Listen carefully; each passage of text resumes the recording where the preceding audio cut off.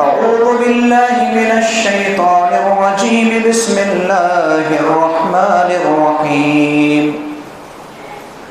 يا أيها الرسول بلغ ما أنزل إليك من ربك وإن لم تفعل فما بلغت رسالته والله يعصمك من الناس إن الله لا يهدي القوم الكافرين. وقال النبي صلى الله عليه وسلم بلغوا عني ولو آية. رواه البخاري. رب اشرح لي صدري ويسر لي أمري واحلل عقدة من لساني يفقهوا قولي. اللهم رب زدني علما. آمین. معزز مکرم حاضرین جماعت، بزرگوں، عزیز ساتھیوں، پیارے بچوں، پردہ نشین خواتین، اسلامی ماں و بہنوں، آج کے اس مبارک گھڑی میں میں آپ حضرات کے روبرو جس عنوان کو پیش کرنے کا اللہ سبحانہ و تعالیٰ کی توفیق سے عزم کیا ہے وہ ہے نبی کریم صلی اللہ علیہ وسلم بحیثیت داعی. اس عنوان کو بیان کرنے کا بنیادی دو مقصد ہے. پہلا مقصد یا پہلا سبب یہ ہے کہ آج معاشرے میں جو برائیاں پھیلی ہوئی ہیں، چاہے وہ ہماری اپنی برائی ہو یا حکومتی سطح پر برائیاں ہوں، تو یہ ایک عظیم کام تھا جس کام کو ہم نے ترک کر دیا ہے، جس کی وجہ سے یہ برائیاں جنم لیتی ہیں دن بدن، اور اسی طریقے سے مخالفین اسلام اس کی طرف آگے بڑھ کر قدم بڑھاتے ہیں اور اسلام کو نیست نابود کرنے کی مختلف سازشیں اور کوششیں کرتے ہیں.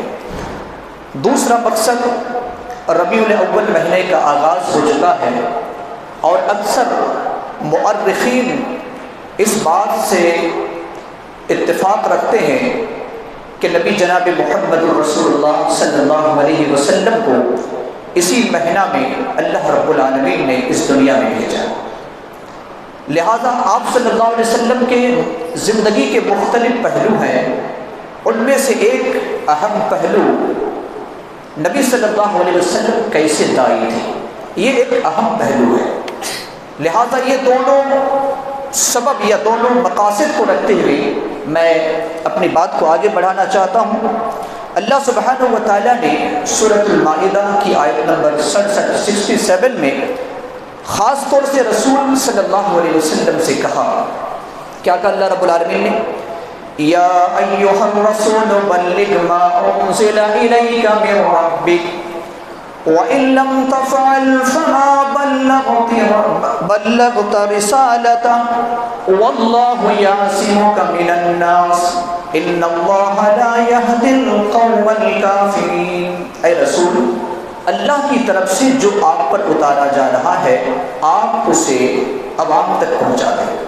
اگر آپ نے ایسا نہیں کیا تو آپ اپنی رسالت کی ذمہ داری کو پوری نہیں کر رہے ہیں. اللہ رب العالمین نے صاف لفظوں میں نبی صلی اللہ علیہ وسلم سے یہ کہا. یہ ایسے داعی ہیں جس داعی کی دعا، بعثت کی دعا بہت سارے نبیوں نے مانگی کہ اللہ ایسے رسول کو تو بھیج دے. ان میں سے جلیل القدر پیغمبر خلیل اللہ حضرت ابراہیم علیہ السلام، ذبیح اللہ حضرت اسماعیل علیہ السلام جس وقت کعبے کی بنیاد رکھ رہے تھے اس وقت بھی ان دونوں نے کئی دعائیں مانگی. ان میں سے ایک دعا آپ صلی اللہ علیہ وسلم کی بعثت کی تھی. اس کی دلیل سورۃ البقرہ آیت نمبر 129 میں ہے. اللہ رب العالمین نے فرمایا کہ حضرت ابراہیم اور اسماعیل علیہ السلام یہ دعا مانگی. ربنا وابعث فیہم رسولا منہم یتلو علیہم آیاتک وَيُعَلِّمُهُمُ الْكِتَابَ وَالْحِكْمَةَ وَيُزَكِّيهِمْ إِنَّكَ أَنْتَ الْعَزِيزُ الْحَكِيمُ. اے اللہ اسی سرزمین پر ایک رسول کو بھیج جو تیری آیت کی کتاب کتاب کی آیتی تلاوت کرے، تزکیہ نفس کرے، کتاب اور حکمت کی باتیں سکھائے۔ یہ دعا اللہ رب العالمین نے قبول کیا، اور پھر اللہ سبحانہ و تعالیٰ نے داعی اعظم، سب سے بڑے داعی جو نہ اب تک آیا ہے نہ قیامت کی صبح تک آئے گا، اللہ رب العالمین نے محمد صلی اللہ علیہ وسلم کو انتخاب کیا اور مکہ کی سرزمین پر آپ کو داعی اعظم بنا کر بھیجا۔ اب اس عنوان کو جاننے کی کیا ضرورت ہے؟ ضرورت اس بات کی ہے کہ ہم اور آپ محمد صلی اللہ علیہ وسلم کی کلمہ پڑھنے والے ہیں، اور اللہ رب العالمین نے ہمیں اور آپ کو یہ ذمہ داری عائد کر دی ہے۔ اللہ رب العالمین نے سورہ آل عمران کی آیت نمبر 110 میں ارشاد فرمایا ہے کہ امت کا ہر فرد، ہر شخص داعی ہے جو اپنے آپ کو مسلمان کہتا ہے، کیونکہ ہمارا وجود، ہمارا پیدا ہونا اپنی ذات کے لیے نہیں ہے۔ اللہ رب العالمین نے فرمایا کنتم خیر امت اخرجت للناس تأمرون بالمعروف وتنہون عن المنکر وتؤمنون باللہ، تم بہترین امت ہو۔ تمہاری پیدائش اپنے لیے نہیں ہوئی ہے، عوام الناس کے لیے ہوئی ہے۔ اخرجت للناس، جس میں یہود بھی ہو، نصارہ بھی ہو، کافر بھی ہو، منافق بھی ہو، آتش پرست بھی ہو، اور دنیا کے جتنے بھی لوگ ہیں، سب کے سب لوگوں کے لیے تمہارا وجود بخشا گیا ہے، صرف تم اپنی ذات کے لیے پیدا نہیں کی گئے ہو۔ اور پیارا رسول صلی اللہ علیہ وسلم فرماتے ہیں، صحیح بخاری کی روایت ہے، حدیث نمبر 3461، آپ صلی اللہ علیہ وسلم نے فرمایا بلغوا انی ولو آیہ، تمہارے پاس ایک بھی آیت کا علم ہے، تمہیں یہ اختیار نہیں ہے کہ اپنے پاس چھپا کر رکھو، بلکہ اسے عوام تک پہنچا دو۔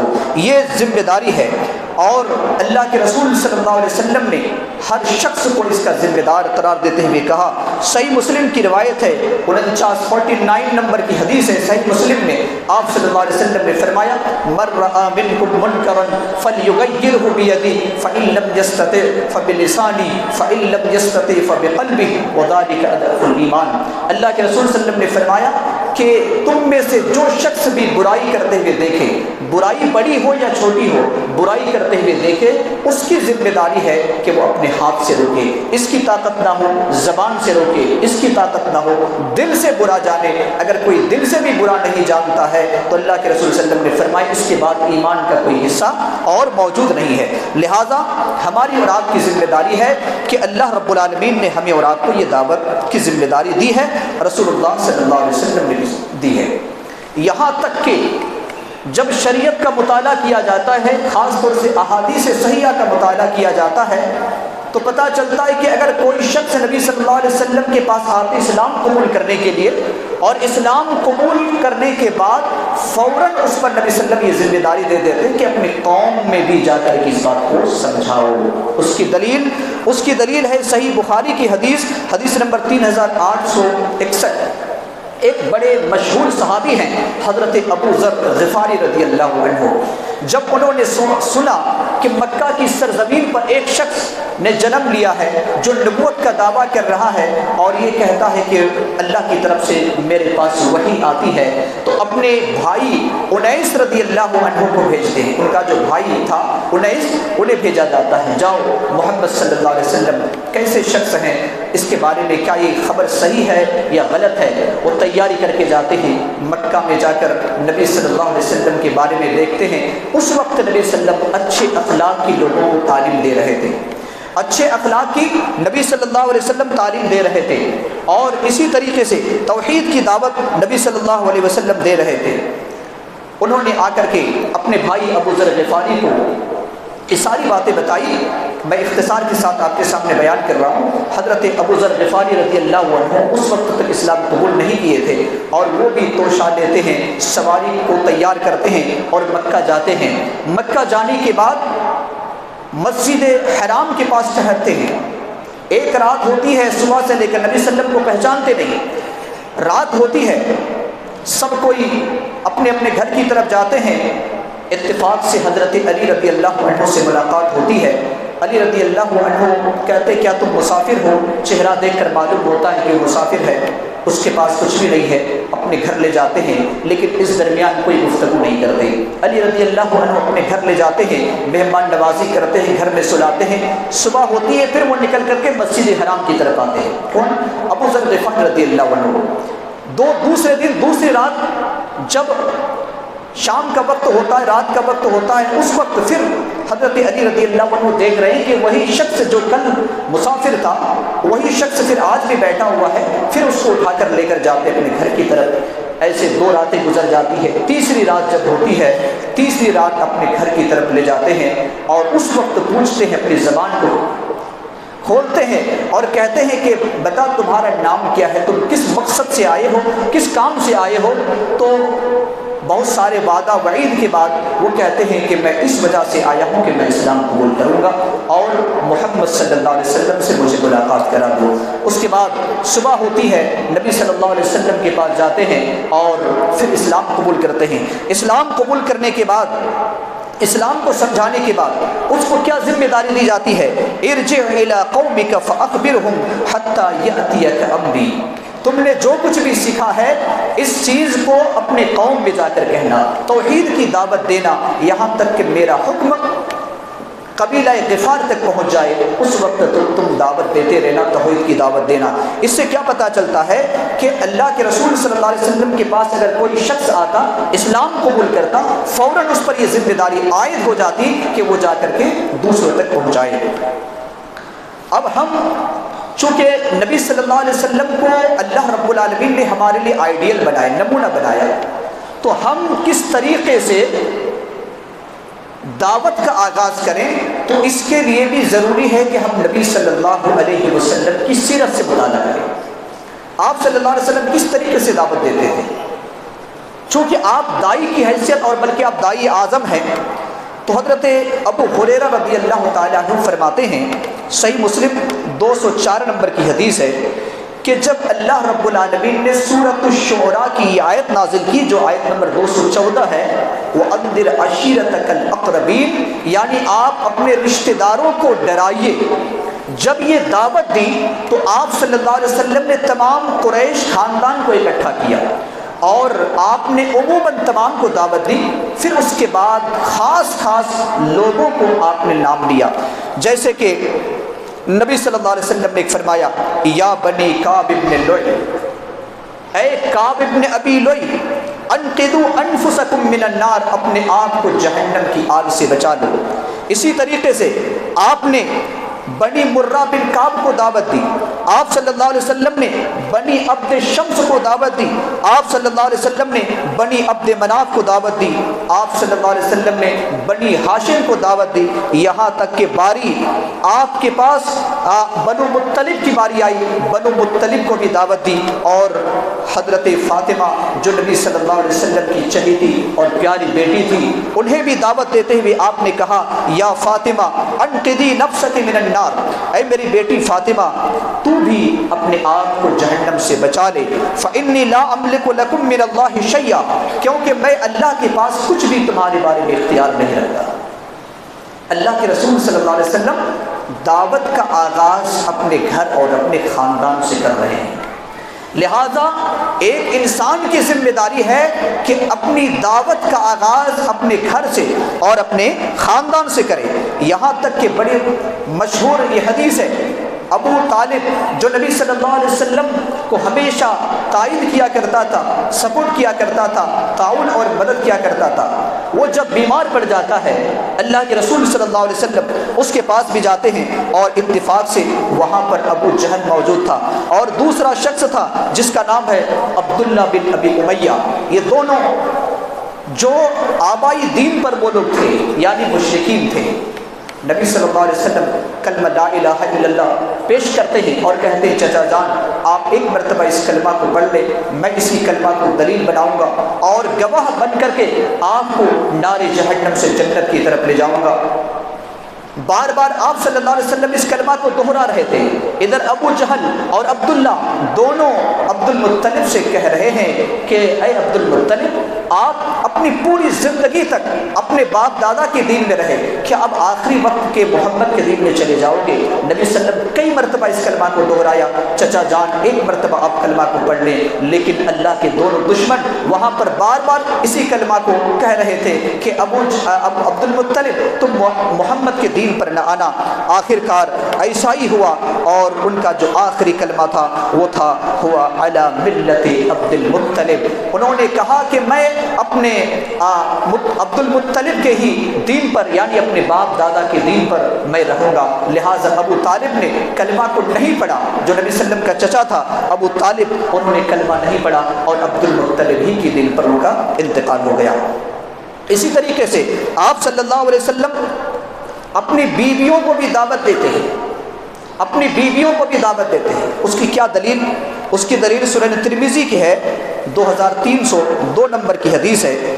ام المومنین عائشہ صدیقہ رضی اللہ تعالی عنہا فرماتی ہیں کہ میں نے آپ کی ایک زوجہ محترمہ صفیہ کے بارے میں کہا، نبی صلی اللہ علیہ وسلم کی ایک بیوی کا نام صفیہ تھا، تو صفیہ کے بارے میں کہا کہ وہ عورت ایسی ایسی ہے، یعنی وہ پست قد تھی، ہائٹ میں کم تھی، لہٰذا میں نے نبی صلی اللہ علیہ وسلم سے ایسا کہا۔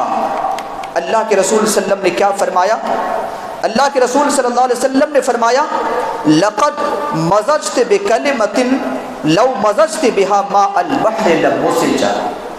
اے عائشہ، تم نے ایک ایسا کلمہ کہا ہے، ایک ایسی بات کہی ہے جو تمہیں نہیں کہنی چاہیے تھی، اگر اس بات کو سمندر میں بھی ملا دیا جائے تو سمندر کا پانی بھی بدل جائے۔ یہ کس سے کہا جا رہا ہے؟ اپنی بیوی عائشہ رضی اللہ تعالی عنہا سے نبی صلی اللہ علیہ وسلم کہہ رہے ہیں۔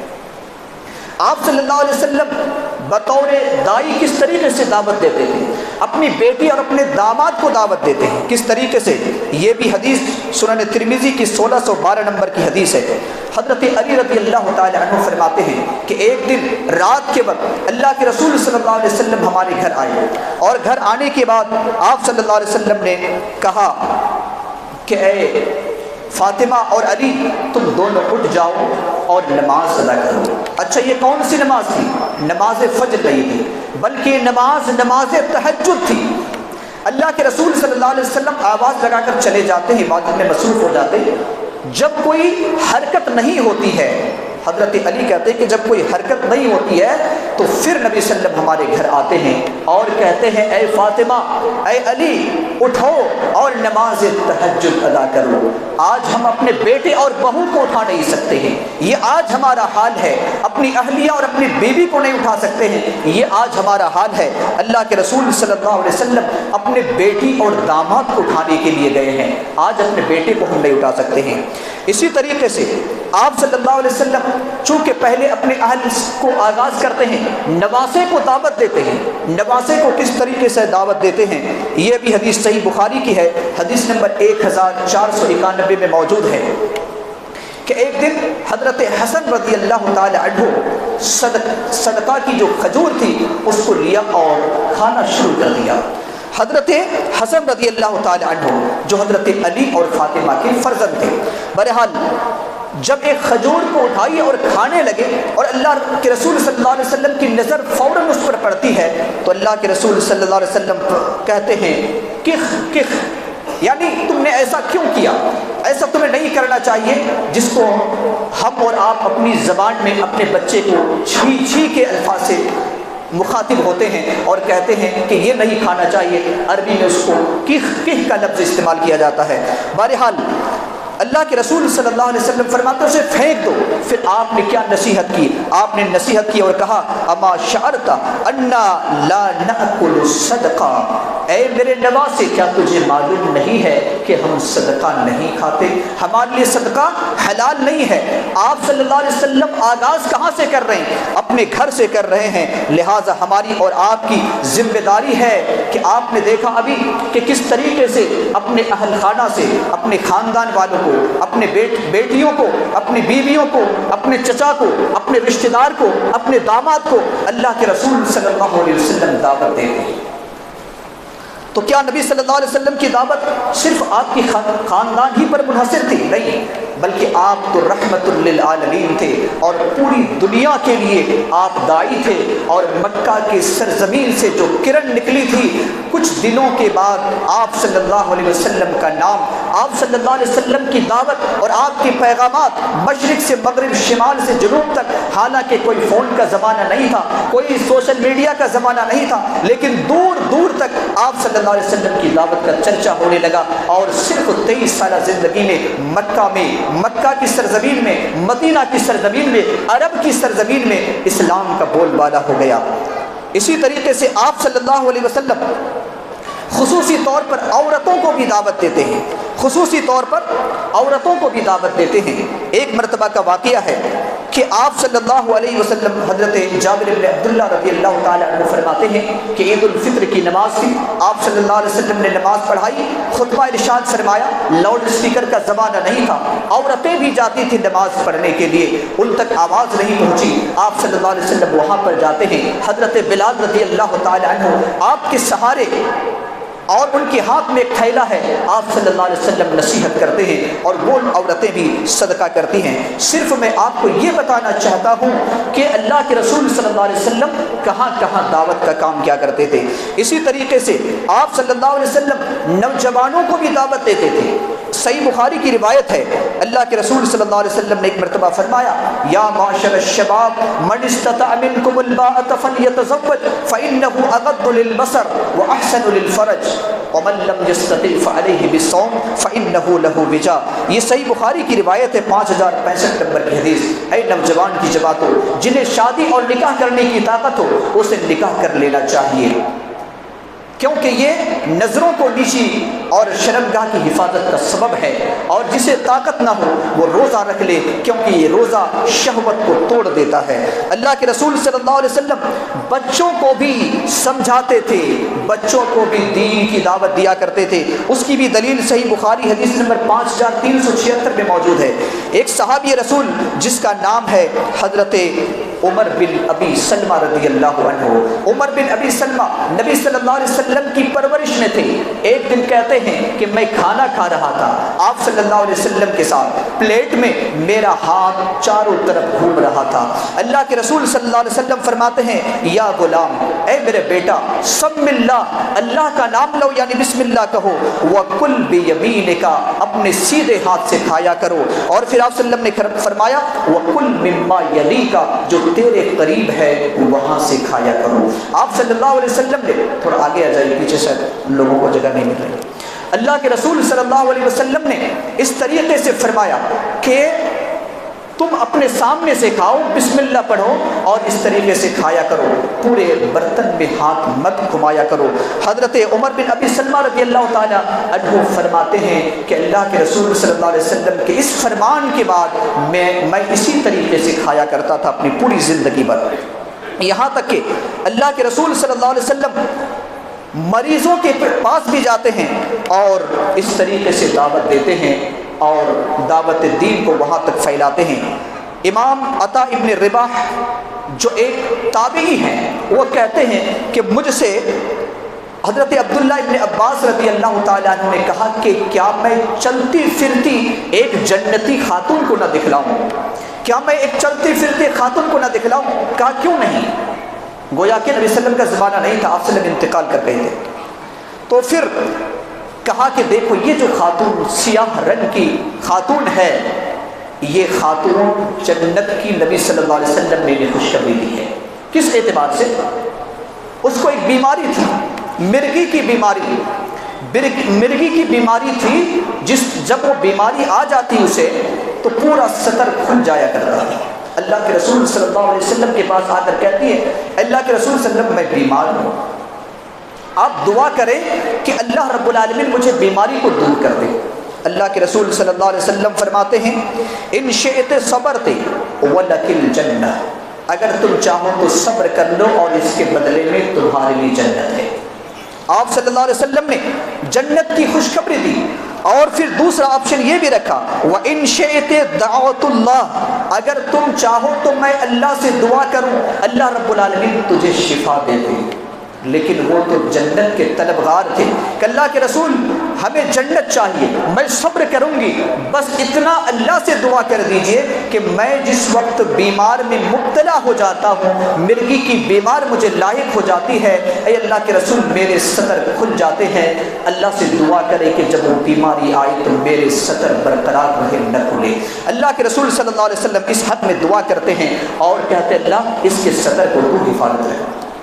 اللہ کے رسول صلی اللہ علیہ وسلم بیماری کے پاس بھی جا کر کے صبر کی بنیاد پر جنت کی خوشخبری دیتے ہیں، اور یہاں پر بھی ایک بہترین دعوت نبی صلی اللہ علیہ وسلم دیتے ہیں۔ اسی طریقے سے آپ صلی اللہ علیہ وسلم مصیبت زدوں کو بھی دعوت دیتے ہیں۔ ایک خاتون ام سلمہ رضی اللہ تعالی عنہ، ابو سلمہ کا انتقال ہو جاتا ہے تو وہ کہتی ہے کہ ایک پردیسی میں انتقال کر گیا، میں اتنی روں گی کہ میرے رونے کا چرچا پورے مدینے کے اندر ہو جائے گا۔ یہ انہوں نے دل میں ٹھان لی کہ میں بہت زیادہ روں گی۔ رونے کا چرچا دیکھتے نا کہ دعا کرتے ہیں لمبے لمبے 1 گھنٹے 2 گھنٹے دعاؤں کا بھی چرچا، اتنے اچھی دعا، اتنے اچھے روئے، تو یہ زمانہ جاہلیت سے آ رہا ہے۔ بہرحال تو اللہ کے رسول صلی اللہ علیہ وسلم اچھا یہ اتنا وہ کہہ رہی تھی اور رونا بھی شروع کر دی، اچانک سے ایک خاتون آواز کو سنتی ہے، وہ خاتون بھی دور دراز سے آتی ہے رونے کے لیے کہ میں بھی تمہارا ساتھ دوں گی، رونے میں ساتھ۔ اللہ کے رسول صلی اللہ علیہ وسلم فرماتے ہیں کہ تم رونا چاہتی ہو، کیا تم اس چیز کو اپنے گھر میں داخل کرنا چاہتی ہو جس چیز کو اللہ رب العالمین نے تمہارے گھر سے نکال دیا ہے؟ کہ میت پر رونا نہیں ہے، تعزیت اس طریقے سے نہیں ہے، نوحہ نہیں ہے، اسلام میں جس کو اللہ نے نکال دیا تم پھر اس کو اپنے گھر میں داخل کرنا چاہتی ہو۔ ام سلمہ رضی اللہ تعالی عنہا کہتی ہیں کہ نبی صلی اللہ علیہ وسلم کی اس دعوت نے مجھے اتنا تاثیر ڈالا کہ میں پھر اسی وقت فوراً رونا بند کر دیا۔ اسی طریقے سے اللہ کے رسول صلی اللہ علیہ وسلم، وقت نہیں ہے ورنہ بہت ساری باتیں ہیں، آپ صلی اللہ علیہ وسلم تاجروں کو بھی دعوت دیتے ہیں، آپ صلی اللہ علیہ وسلم فقیروں کو بھی دعوت دیتے ہیں، آپ صلی اللہ علیہ وسلم یہودیوں کو بھی دعوت دیتے ہیں، نصارہ کو بھی دعوت دیتے ہیں، کفار کو بھی دعوت دیتے ہیں، مجوسی کو بھی دعوت دیتے ہیں، منافقوں کو بھی دعوت دیتے ہیں، یہاں تک کہ مدینہ سے جو باہر حکمراں تھے، قیصر و کسریٰ جو پاورفل اس وقت حکمراں تھے، ان لوگوں کو بھی خط اور کتابت کے ذریعے سے، لیٹر کے ذریعے سے دعوت اسلام کو پیش کرتے ہیں۔ آج ہمارے لیے اور آپ کے لیے ضروری ہے کہ نبی صلی اللہ علیہ وسلم کو اپنا آئیڈیل سمجھیں۔ چونکہ یہ ربیع الاول مہینہ چل رہا ہے، لہٰذا ہماری اور آپ کی ذمہ داری ہے کہ ہم اور آپ نبی صلی اللہ علیہ وسلم کی سیرت کو جاننے کی کوشش کریں، اور جاننے کا مقصد ہوتا ہے کہ ہم اس پر عمل کریں۔ لہٰذا نبی صلی اللہ علیہ وسلم کہ اس دعوتی میدان میں ہمیں اور آپ کو جو پتہ چلتا ہے، میں 2 منٹ کے اندر اپنی بات کو ختم کرتا ہوں، وہ یہ ہے کہ اللہ کے رسول صلی اللہ علیہ وسلم اگر ہمارے لیے آئیڈیل ہے تو ہماری ذمہ داری ہے کہ ہم دعوت کا آغاز اپنے گھر سے کریں، اپنے خاندان سے کریں، اپنے بچے سے کریں، اپنی بیوی سے کریں، اپنے داماد سے کریں، اپنے نواسیوں سے کریں، اپنے پوتے اور پوتیوں سے کریں، اور اسی طریقے سے اپنے چچا سے کریں، اگر دادا زندہ ہے تو اس سے کریں، اور اسی طریقے سے آہستہ آہستہ یہ دعوت کا کام آگے تک چلے، مشرکین تک پہنچے، یہ دعوت کا کام منافقین تک پہنچے، یہ دعوت کا کام یہود و نصارہ تک پہنچے، یہ دعوت کا کام آتش پرست آگ کے پجاری تک پہنچے، اور اسی طرح یہ دعوت کا کام جو بڑے بڑے لیڈر ہیں ان تک پہنچے، حکمراں تک پہنچے۔ اگر ہم اس طریقے سے دعوت کا کام کریں گے تو اللہ کے رسول صلی اللہ علیہ وسلم نے اسی طریقے سے طرز پر چلتے ہوئے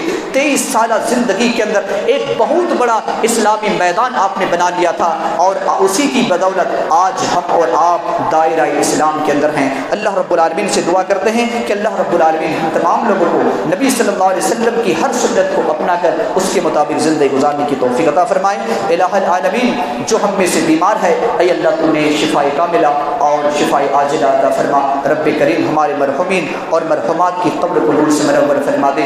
جو جس پریشان حال میں مبتلا ہے، اے اللہ ان کی پریشانی کو دور فرما۔ جب تک زندہ رکھ، ایمان اور اسلام پر زندہ رکھ، جب اپنے پاس بلا ایمان اور اسلام پر بلا۔ آمین۔ بارک اللہ لنا ولکم فی القرآن العظیم۔